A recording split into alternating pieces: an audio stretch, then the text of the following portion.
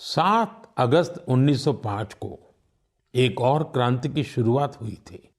स्वदेशी आंदोलन ने स्थानीय उत्पादों और खासकर हैंडलूम को एक नई ऊर्जा दी थी। इसी स्मृति में देश हर साल 7 अगस्त को नेशनल हैंडलूम डे मनाता है। इस साल 7 अगस्त को नेशनल हैंडलूम डे के 10 साल पूरे हो रहे हैं। आजादी की लड़ाई के समय जैसे हमारी खादी ने आजादी के आंदोलन को नई ताकत दी थी, वैसे ही आज जब देश विकसित भारत बनने के लिए कदम बढ़ा रहा है, तो टेक्सटाइल सेक्टर देश की ताकत बन रहा है। इन 10 वर्षों में देश के अलग अलग हिस्सों में इस सेक्टर से जुड़े लाखों लोगों ने सफलता की कई गाथाएं लिखी हैं। महाराष्ट्र के पैठण गांव की कविता धवले पहले एक छोटे से कमरे में काम करती थी। न जगह थी और न ही सुविधा। सरकार से मदद मिली, अब उनका हुनर उड़ान भर रहा है। वो 3 गुना ज्यादा कमा रही है। खुद अपनी बनाई पैठणी साड़ियां बेच रही है।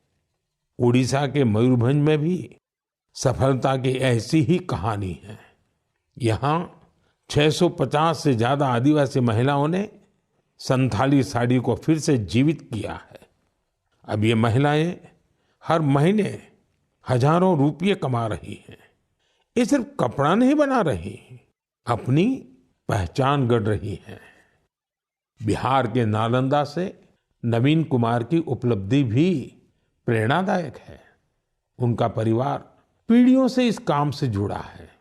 लेकिन सबसे अच्छी बात ये कि उनके परिवार ने अब इस फील्ड में आधुनिकता का भी समावेश किया है।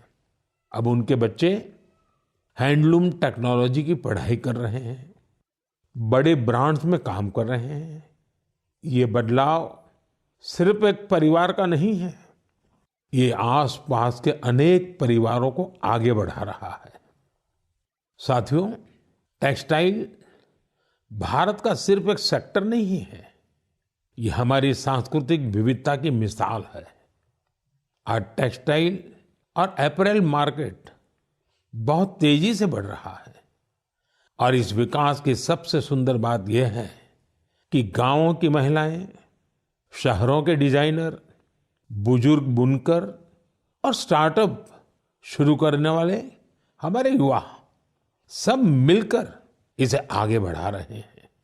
आज भारत में 3000 से ज्यादा टेक्सटाइल स्टार्टअप सक्रिय हैं। कई स्टार्टअप्स ने भारत के हैंडलूम पहचान को ग्लोबल हाइट दी है। साथियों, 2047 के विकसित भारत का रास्ता आत्मनिर्भरता से होकर गुजरता है और आत्मनिर्भर भारत का सबसे बड़ा आधार है वोकल फॉर लोकल। जो चीजें भारत में बनी हो, जिसे बनाने में किसी भारतीय का पसीना बहा हो, वही खरीदे और वही बेचे। ये हमारा संकल्प होना चाहिए।